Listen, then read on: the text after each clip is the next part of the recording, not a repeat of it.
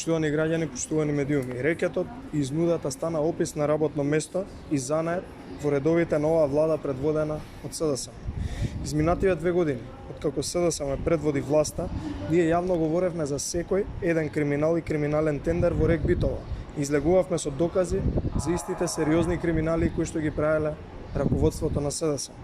Вчера имавме можност јасно и гласно да чуеме од страна на министерот во МВР дека поранешниот директор на РЕК Битола и актуелен на ЕЛЕМ, Васко Ковачевски, заедно со неговите соработници вршеле изнуда од 250.000 евра од реномирана фирма која на чесен начин добила тендер од РЕК Битола. Или, доколку оваа фирма не сака да плати 250.000 евра сума рекет, својата работа требало да ја дадат на фирма блиска до СДСМ.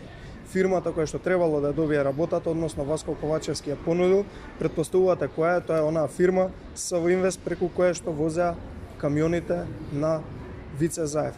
Имено, оваа фирма во моментов кога требало да ја добие работата, немала апсолутно никакво портфолио за истата работа.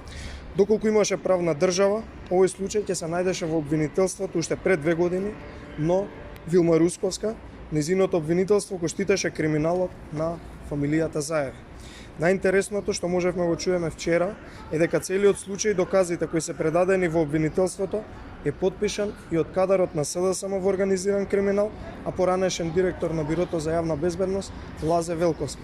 Очигледно е дека доказите се толку цврсти што не можат ниту таму да бидат сокриени.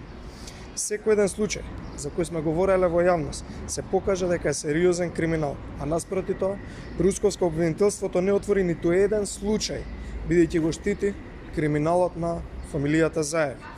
Васко Ковачевски, заедно со соработниците кои ја вршеле ова изнуда и рекет за Вице Заев, вклучително и фирмата СВ Инвест, треба уште веднаш да си поднесе оставка истиот Васко Ковачевски и сам да се пријави во обвинителството.